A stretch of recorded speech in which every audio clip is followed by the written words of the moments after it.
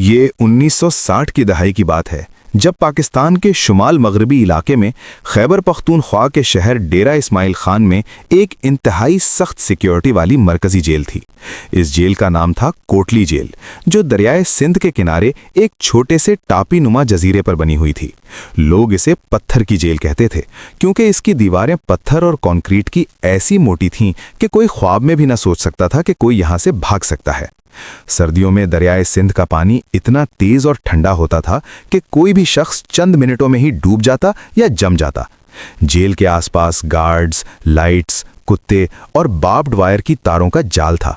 अफसरान कहते थे, यहां से कोई जिंदा नहीं निकल सकता, ना कभी निकला है। इस जेल में एक कैदी आया जिसका नाम था लाखन खान। लाखन एक चालाक, होशियार और बहादुर आदमी था। वो कबायली इलाकों से था, पश्तो बोलता था, मगर उर्दू और सिंधी भी अच्छी तरह जानता था। उस पर बैंक लूटने, चोरी और पिछली जेलों से फरार होने के इल्जामात थे। लाखन जब जेल में दाखिल हुआ तो वार्डन साहब ने उसे देखकर कहा, यहां तुम्हारी हिम्मत भी नहीं चलेगी, ये जेल मौत का कुआं है। लेकिन लाखन ने मुस्कुराकर जवाब दिया, वार्डन साहब, मौत का कुआं भी कोई ना कोई रास्ता निकाल लेता है। लाखन की सेल नंबर 47 थी, जो जेल के पुराने ब्लॉक में थी।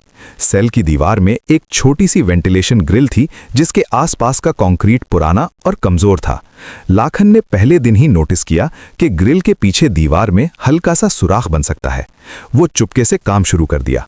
जेल में उसके दो दोस्त बने, जान मोहम्मद और कली मोहम्मद, दोनों भाई जो एक ही केस में पकड़े गए थे। वो बैंक लूटने वाले थे और पहले भी एक जेल से भाग चुके थे।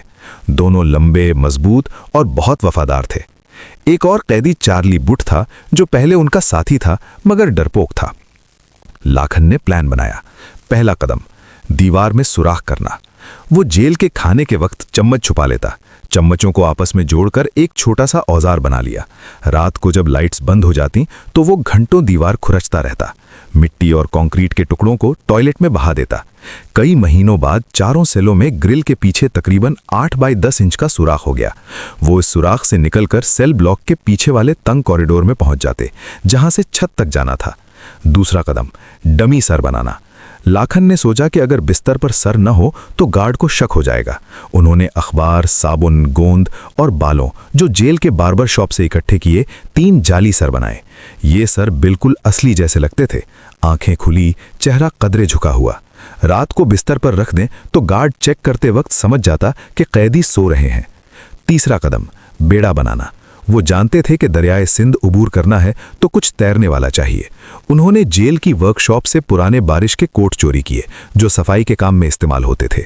इन कोटों को सिलाई करके अंदर हवा भरने के लिए पाइप लगाकर एक बड़ा बेड़ा तैयार किया। ये बेड़ा 3 आदमियों को सहारा दे सकता था। चौथा कदम, वक्त का इंतखाब। जून 1962 की एक गर्म रात मुंतखब की। इस रात वार्डन की तरफ से एक बड़ी तलाशी होनी थी, मगर लाखन ने प्लान किया कि तलाशी के बाद गार्ड्स थके होंगे। आखिरी रात आई, चारों ने डमी सर बिस्तर पर रखे। लाखन सबसे पहले सुराख से निकला, फिर जान मोहम्मद, कली मोहम्मद। चार्ली बुट घबरा गया और पीछे रह गया। तीनों छत तक पहुंचे, वहां से पाइपों के जरिए नीचे उतरे। जेल की दीवार पर बार्ब्ड वायर थी, मगर उन्होंने एहतियात से चढ़कर उसे काटा, एक छोटे से तार कटर से जो चम्मच से बनाया था। शहर की तरफ से कोई शोर नहीं था। वो साहिल पर पहुंचे, बेड़ा फैलाया और दरियाए सिंध में उतरे। पानी ठंडा था, लहरें तेज थीं। वो पांव से तैरते हुए आगे बढ़े। पीछे जेल की लाइट्स दूर होती चली गईं। अगली सुबह जब गार्ड ने सेल चेक की तो डमी सर देखकर चीख उठा। अलार्म बजा। वार्डन साहब पागल हो गए। फौज, पुलिस, किश्तियां सबको तलाश में लगा दिया। दरियाए सिंध में कुछ कोट के टुकड़े मिले, कुछ बाल, मगर लाखन, जान मोहम्मद और कली मोहम्मद का कोई पता नहीं चला। कुछ लोगों का ख्याल था कि वो डूब गए, मगर 1 साल बाद डेरा इस्माइल खान के करीब एक गांव में 3 आदमी देखे गए जो गैर मुल्की लिबास में थे और जल्दी जल्दी चले जा रहे थे। एक बूढ़े ने कहा, वो लाखन खान जैसे लग रहे थे, मगर कोई सबूत नहीं मिला। जेल बंद हो गई, वार्डन साहब की नौकरी चली गई। आज भी लोग कहते हैं कि लाखन खान जिंदा है, शायद अफगानिस्तान या ईरान में अपनी जिंदगी आराम से गुजार रहा है। उसकी कहानी आज भी डेरा इस्माइल खान की गलियों में सुनाई जाती है। एक ऐसी कहानी जो साबित करती है कि नामुमकिन भी मुमकिन हो सकता है, अगर हिम्मत, होशियारी और दोस्तों का साथ हो।